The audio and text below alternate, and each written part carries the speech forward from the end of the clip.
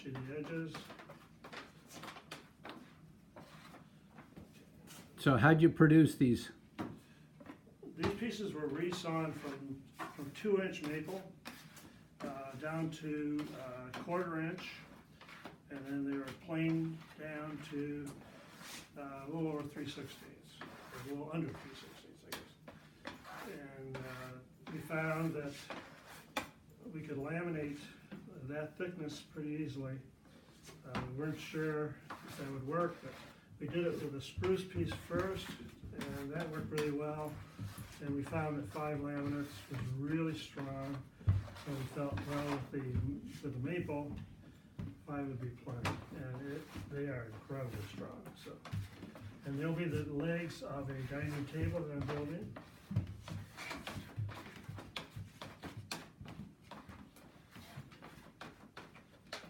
Okay, let's see.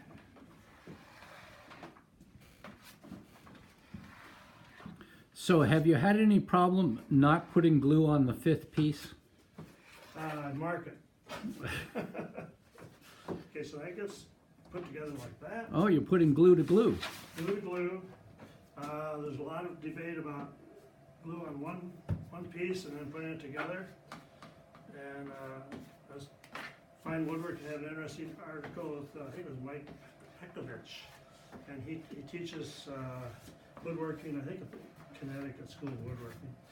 And he did it where he put glue on, especially body pieces, on one piece for years. And he told the students to do that. And then he took a piece apart before the glue was set up, and he found that the glue did not go to the second piece. And so we found this glue is sinking in to the next piece. Okay, so here we go. And having both pieces wet increases your open time too. That's true, and putting them together like this keeps the air away. So it seems, which is a problem, yeah, with the open time. Sort of reminds me of tiling a floor.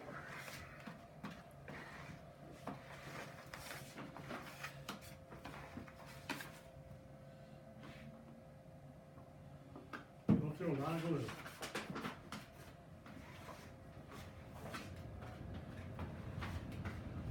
So this wood all came from Ghent lumber over in New York State, and they have an amazing selection of wood. I walked in there and it's like I was speechless. I'd never seen so much wood in my whole life.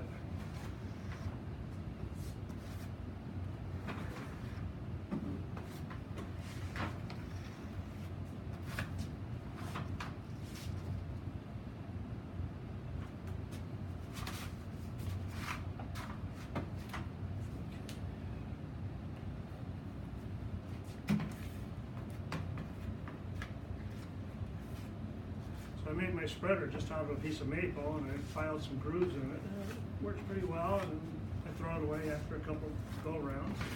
Do another one. Saves cleaning it. So I'm using Type Bond 3, which is waterproof, which is probably not a problem for the legs of the table, but for the tabletop,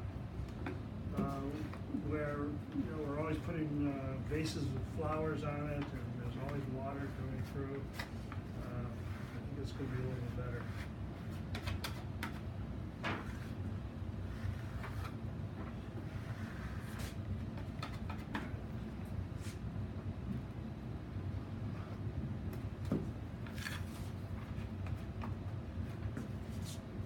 This is the last piece, just on this side.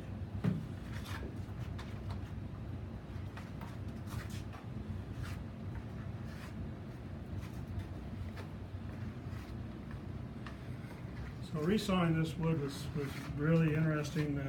I'd never resawed anything before in my life, and but I did have a good resaw blade from Highland Hardware.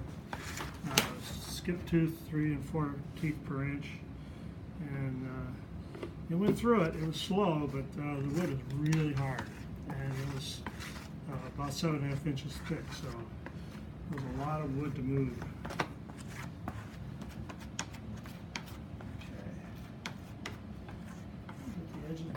good. Okay. Last piece. There. There. And then how much width is going to ultimately be removed from this? Probably an inch or so. You know, the lake tapers, so it's going to vary a little bit. But so I'm not too worried about the edges and the ends. I'm not sure the length at this point. We're still working on a little bit of the design for the tabletop itself. So it depends on the structure we have that the legs are attached to. But they're going to, these pieces are 46 inches. The legs are going to be somewhere between 40 and 42 inches. So we don't have to worry about what happens at the ends when the gluing it. When the clamping it. Good thing I bought a gallon of glue this morning. Need it.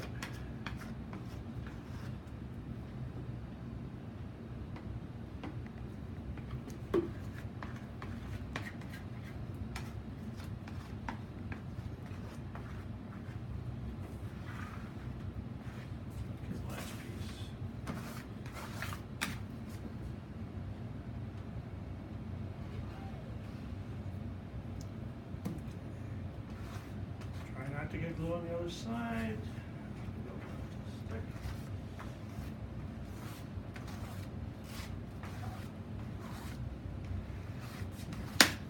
Ah, there goes. Good timing. Last piece. The last piece of the last piece. The last piece. The last piece. So this is your fourth leg that you're gluing up. This is the fourth. The other three came out. And they've improved. First one was not exactly perfect. Mainly because I didn't have enough clamps to really get the edges tight. And so I've learned since then how to clamp it. And where to get clamps. And to where to borrow them from my local cabinet maker, sans editor. Okay, so. Okay.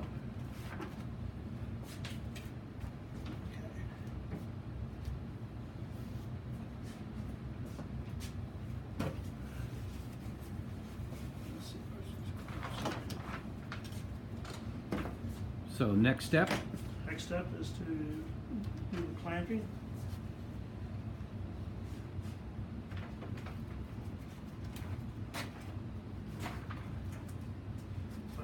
Just clamp these together temporarily so I can move it around without them moving.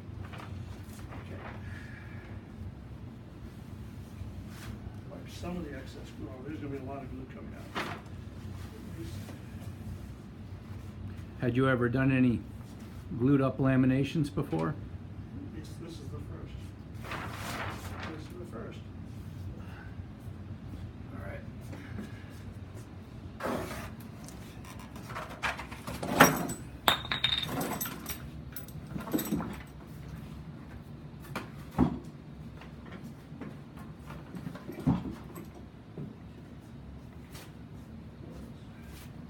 So we're going to get a clamp in the middle.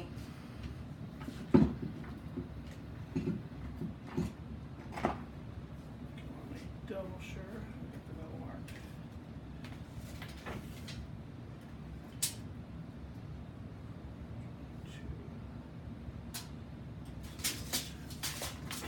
Here.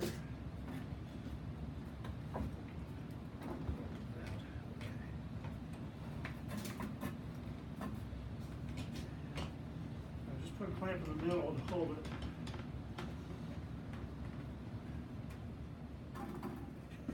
Then we can actually put the come along on it.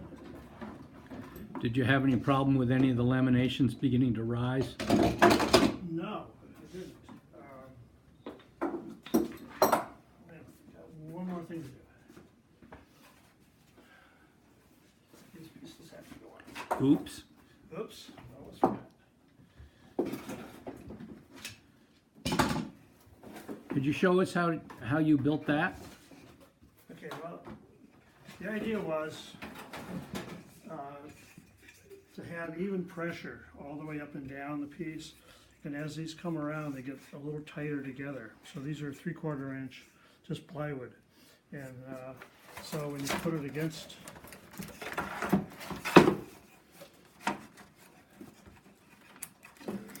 okay. So when you're clamping, you put pressure, and these put pressure against the whole piece. So it helps, especially if your clamp doesn't go all the way down, which these don't. But we have longer clamps for that. All right, so. And you told me that you learned about making the call like that from whom? So YouTube, good old YouTubes. A guy who'd been doing laminations for many, many years, and he found that he was building Adirondack chairs, and he needed to put pressure on the whole piece, and so this worked really well. Okay, so.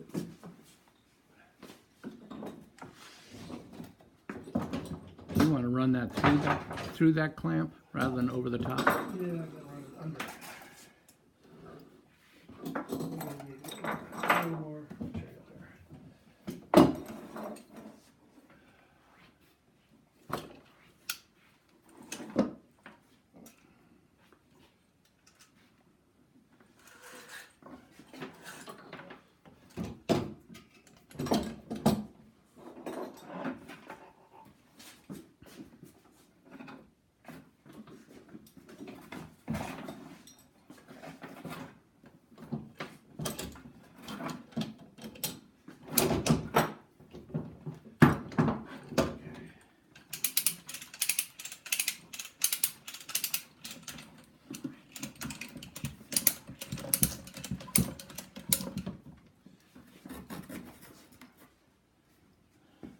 I want to make sure these feet, I want to make sure everything rides up above them.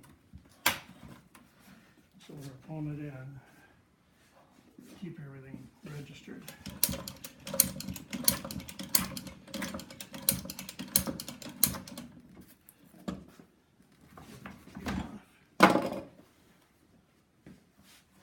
Because now your laminates are going to begin to slip against each other. Right. So you don't want that clamp on there and setting the glue because you won't get a good movement. Right. So what I want to do though, I want to move this up a little bit. Let me take some pressure off here.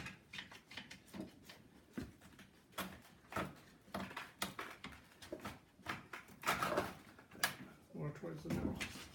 There we go.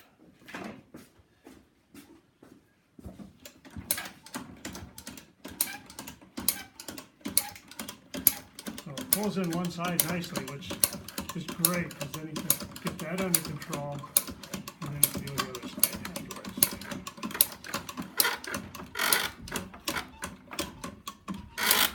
Okay, I'm going to start clamping now.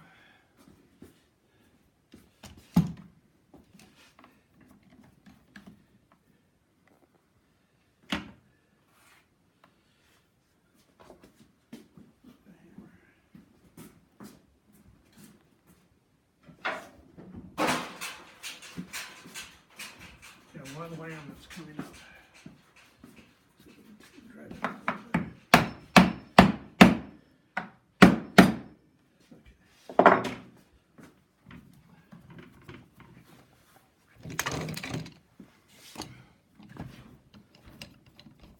Okay. So just start pulling it in.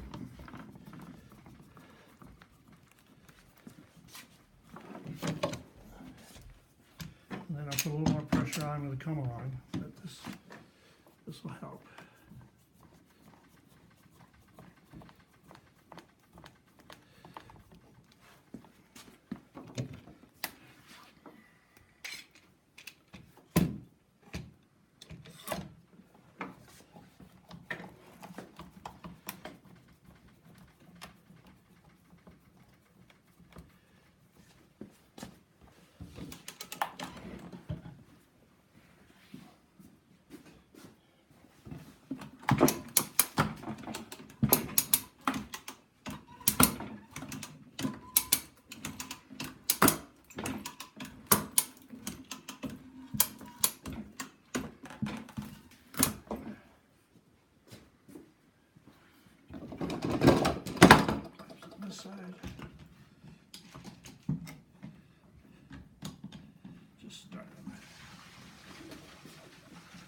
these up a little bit. And we're not going to worry about the end right now. We'll take the come along off, put a block in here, and finish it afterwards. Okay. Now to put on this side, used a couple of these clamps.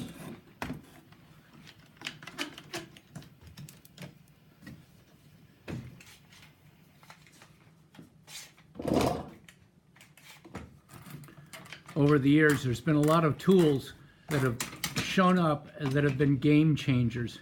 Yeah. And those squeeze clamps, for the right application, are exactly that kind of tool. Yeah, look at all this pulls in the center. They don't have a lot of final clamping power, but they sure have a lot of convenience. Well, they help bring it in. You know, now I've got to get some clamps on here.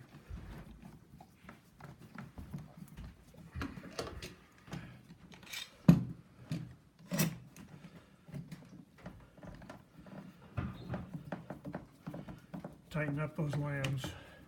You can see the glue's out there.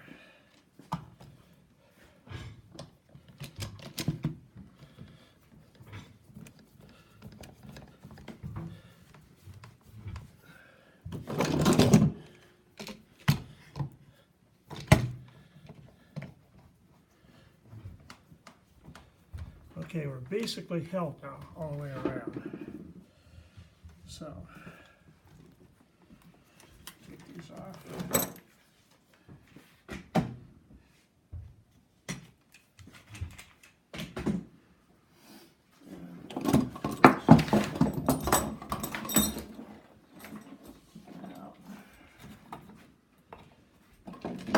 Pull on these final ends here.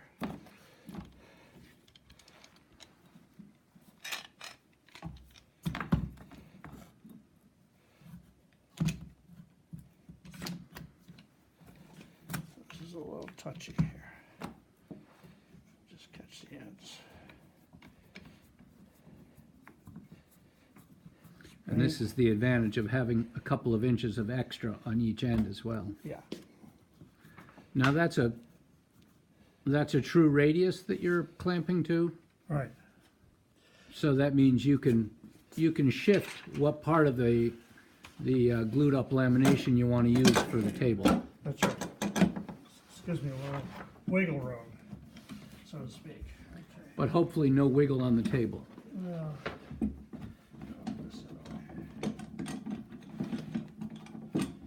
and now it's time for the monster clamps. Steve Moore has a little of everything in this incredible shop. Thank you. Okay, really bring these in now. There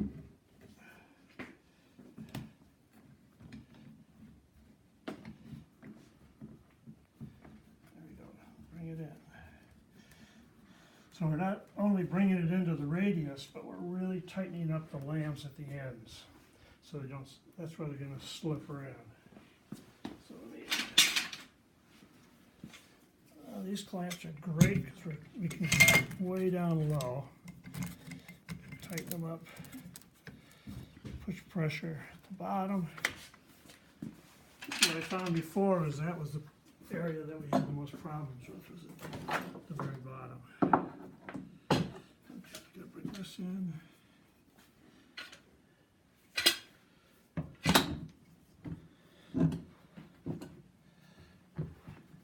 So there's the sandpaper on the outside to keep the clamps from slipping. Right, that works really well. Well, I could have made it longer, but I figured, well, this will work. So that was an old sanding belt? I think, yeah, Or- probably, yeah. Scraps. Small ones over here.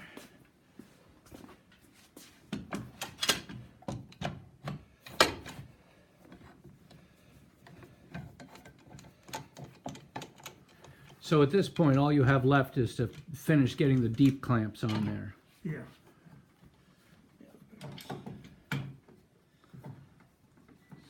So maybe I should call it quits now. Yeah. So they're bringing in the ends here. cranking those down. The ends are the hardest part to get in because there's just no leverage. These work pretty well. It's worth noting about these clamps that these older clamps have a 5/8 inch thread on them, which gives them a lot more bearing strength than the screw. Yep. And that means that actually translates into the ability to get higher torque on them. And if you keep them oiled, especially at the foot, you can actually get a little extra margin of torque. Both kinds of clamps have Acme threads though, which means that the threads are square cut or very nearly square cut, as opposed to a commercial bolt where the top of the thread has a ridge on it. An Acme thread gives you much greater bearing surface, carries a much stronger load, and they last much longer. Really crank them down. All right, I'm going to kill it.